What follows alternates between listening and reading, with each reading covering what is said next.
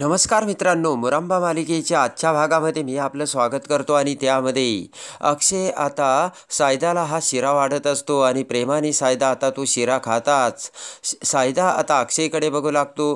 तेव्हा आता अक्षय म्हणतो की का रे, काय झालं, तुला शिरा आवडला नाही का? तेवढ्यात आता सायदा अक्षयकडे बघत म्हणतो की अरे, तुझ्या बायकोला कोणी जुळी बहीण आहे का रे? तर अक्षय हसू लागतो. सायदा म्हणतो की अरे, माझ्या होणाऱ्या बायकोने जसा शिरा बनवला ना, सेम टू सेम तसाच शिरा याची चव आहे. ती ऐकताच आता अक्षय खुश होतो आणि त्यानंतर आता सायदा म्हणतो की मला वाटतंय की तुझी बायको आणि माझी होणारी बायको श्राद्धा यांची भेट घालून द्यावीच लागेल. अक्षय म्हणतो की त्यांची भेट होईल तेव्हा होईल रे, त्या अगोदर तू माझ्या बायकोला भेट, थांब मी तिला बोलावतो असे म्हणत अक्षय पटकन आतमध्ये जातो. इकडे आता माही ही किचनमध्ये विचार करत बसलेली असते. तेवढ्यात आता सीमा ही माहीकडे खुश होऊन पळत पळतच येते आणि म्हणते की अगं माही, तुला कळतंय का, आपला प्लान सक्सेस झाला आणि सगळ्यांना जेवण खूप आवडलं. तेवढ्यात आता माही म्हणते की सगळ्यांना म्हणजे अक्षयला आवडलं का? तर सीमा म्हणते की त्याला देखील आवडलं. आणि तेवढ्यात आता अक्षय तिथे आलेला असतो आणि आता माहीकडे बघत अक्षय म्हणतो की रमा, अगं तू काय मस्त स्वयंपाक बनवलाय आणि बघितलं का, तुझ्या हातच्या चवीने माझा मित्र जेवायला आला होता ना, तो देखील खूप खुश झाला. माझा मित्र काय म्हणाला रमा, रमा तुला माहिती आहे का, म्हणजे तुझ्या हातच्या चव आणि माझ्या बायकोच्या हातची चव, दोघींची ही चव अगदी सारखीच, आणि चल मी तुला त्याला भेटवतो असे म्हणत आता माहीचा हात धरून अक्षय माहीला घेऊन जाऊ लागतो. इकडे आता सायदा हा बाहेर त्याचे जेवण झालेले असते आणि तेवढ्याच सायदाला आता मोबाईलवर आता सायदाच्या आईचा फोन येतो आणि तेवढ्यात आता साई म्हणतो की थांब आई, मी लगेच आलो. आणि सायदाच्या आईने काहीतरी महत्त्वाचं स्पेशल असं सांगितलेलं होतं आणि पळतच सायदा आता बाहेर जाऊ लागतो.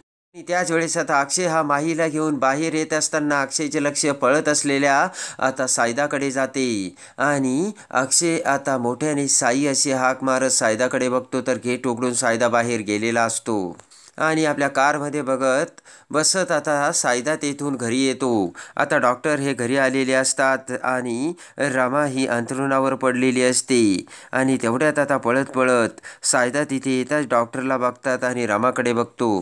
सायदा म्हणतो की काय झालं मॅडम आणि तब्येत कशी आहे यांची? डॉक्टर म्हणतात आता त्यांची तब्येत बरी आहे, पण कामाचा वर्कलोड झाला त्यामुळे हे सगळं झालं. तर आता सायदा हा त्याच्या आईकडे बघतो. डॉक्टर म्हणतात मी तुम्हाला काही औषधं लिहून देते, तेवढी औषधं घेऊन या, आणि डॉक्टर निघून जातात. इतक्यात आता सायदा हा त्याच्या आईकडे बघतो आणि म्हणतो की आई, हे सगळं ना तुझ्यामुळे होऊ राहिलंय, तूच त्यांच्यावरती एवढं कामं देऊ राहिली आणि त्यांच्याकडून एवढं काम करून घेऊ राहिली. सायदाची आई म्हणते की तू मलाच बोल, अजून तुझं लग्न व्हायचंय तरीसुद्धा तू तिची बाजू घेऊन बोलू राहिलाय ना. तेव्हा आता सायदा म्हणते की अगं आई, काय बोलतेस तू, त्यांची तब्येत तर एकदा बघ ना तू. आणि सायदा म्हणतो की त्यांना कमून काम करायचं तू सांगू राहिली.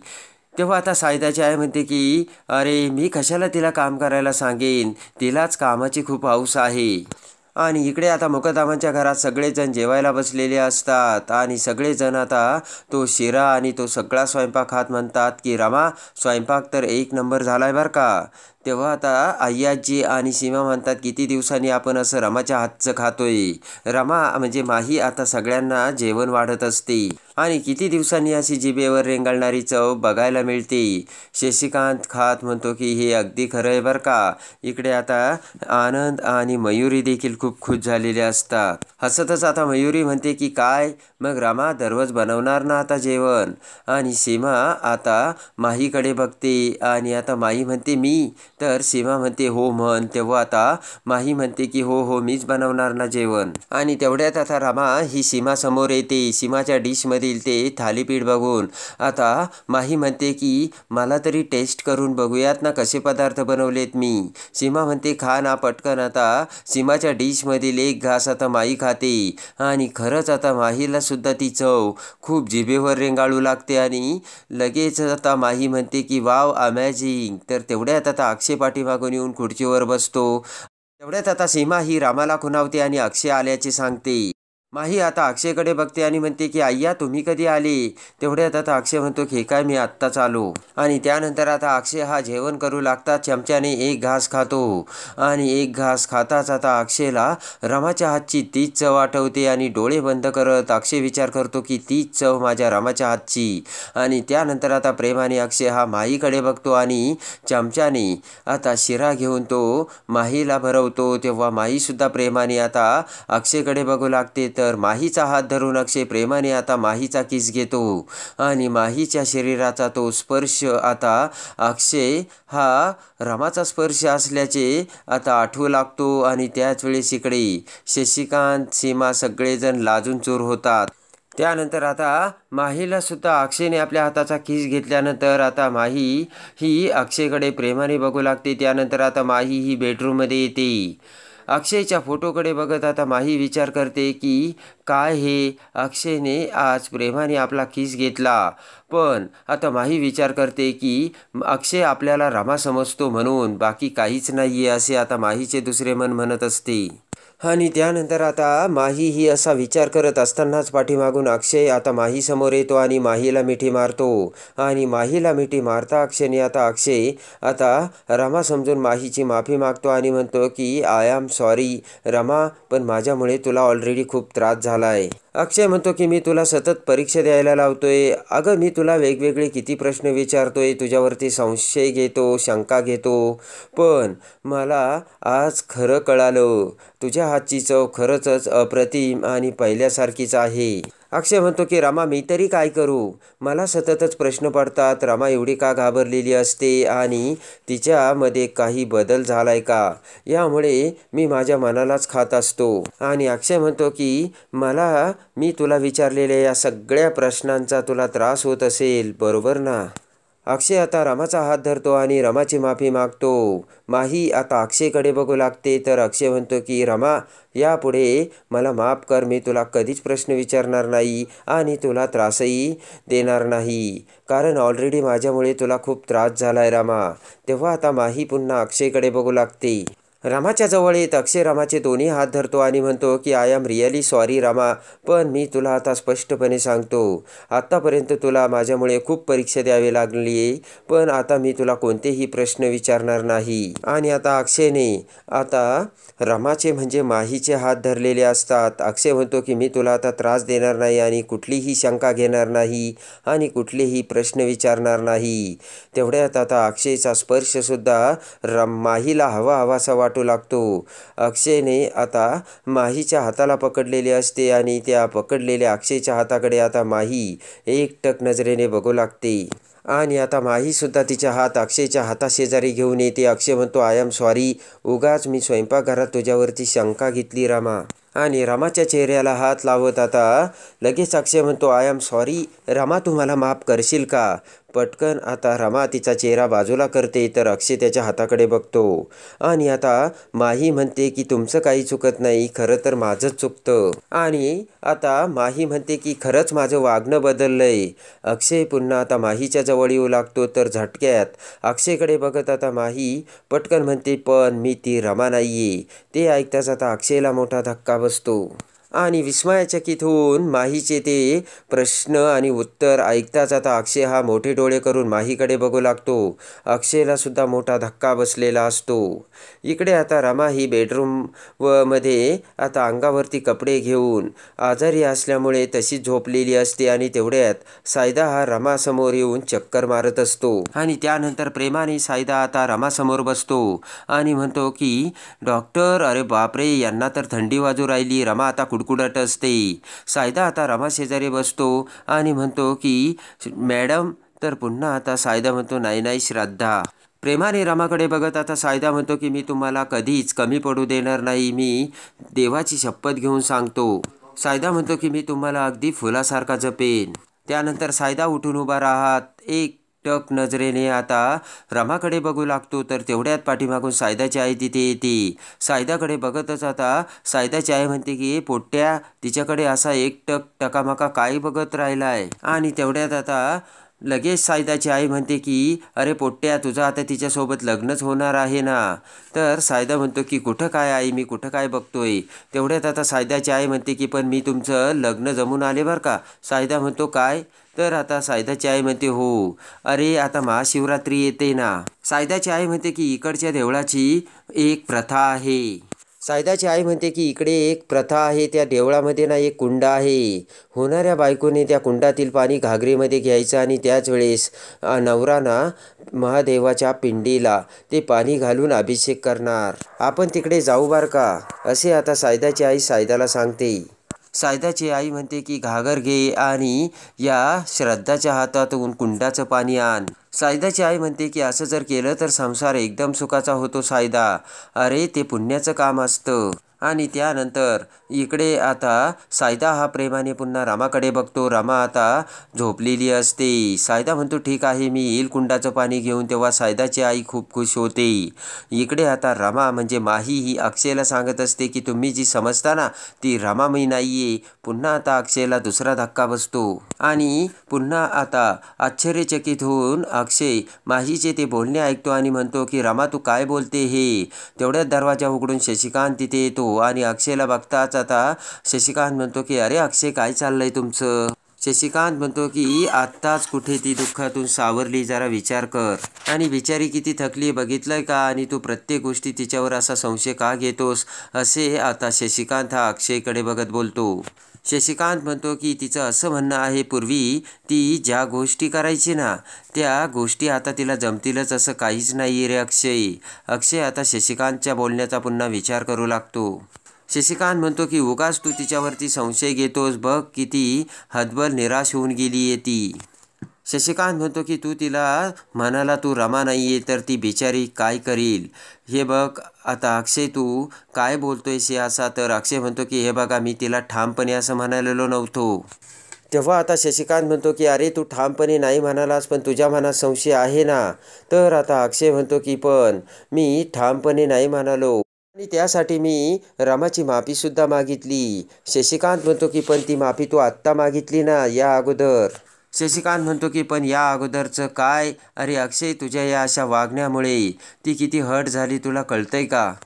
शशिकांत म्हणतो की अक्षय तू सुद्धा तीच चूक करतोय जी चूक माझ्या आयुष्यात मी सीमाच्या बाबतीत केली, एवढं तू लक्षात ठेव. तेव्हा अक्षय आता शशिकांतकडे बघतो आणि अक्षयला आता राग येतो. अक्षय आता शशिकांतला म्हणतो हे बघा तुम्ही जसं समजता ना तसा मी अजिबात नाही आहे. तुम्ही जे वागला ना तसं मी अजिबात करत नाही आहे.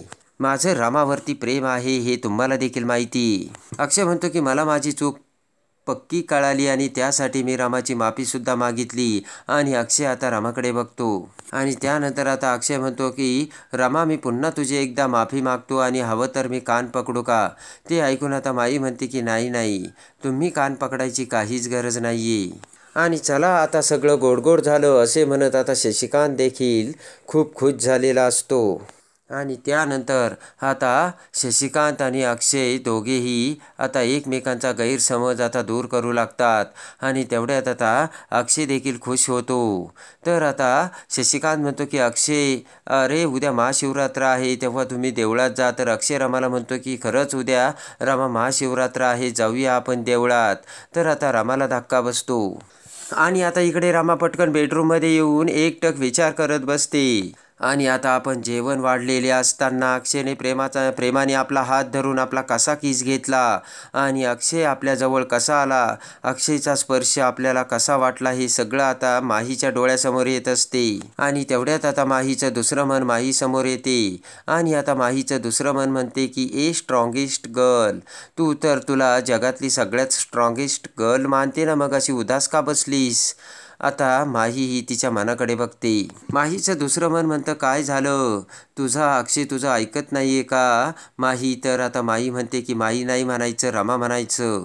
तेव्हा आता माहीचं मन म्हणतं की अरे बापरे अक्षयच्या बाबतीत तुला काय वाटतंय, काय विचार चाललाय तुझा आणि समथिंग काही स्पेशल आहे का असे माहीचे मन बोलते. ते ऐकताच आता रमा खुश होते आणि आता माई म्हणते की I know but there is something, मला सुद्धा काहीतरी नक्कीच वाटतंय. आणि आता माहीचं दुसरं मन म्हणतो की ओ पण तुला हे माहिती आहे ना तू माही आहे माही आणि रमा नाहीये. आणि आता पटकन आता माहीच्या दुसऱ्या मनाकडे बघत माही म्हणते की यस आय नो दॅट, मला माहिती आहे की मी रमा नाही आहे. आणि आता माही म्हणते की इनफॅक्ट मला तर आता असं वाटायला लागलं की मीच रमा आहे. आणि तेवढ्यात आता माहीचं मन आता उठून उभा राहत आता माहीसमोर येतं आणि म्हणते की ओ माय गॉड. आणि आता माही म्हणते की म्हणजे माहीचं मन म्हणतं की माही तू पुन्हा एकदा चुकतेस, तुला माहिती आहे ना तुझ्याचमुळे रमा गेली आणि आता त्यासाठी तू रमा बनून इथे आली आणि आता तुला त्या गोष्टीची शिक्षा हवी आहे, बरोबर ना.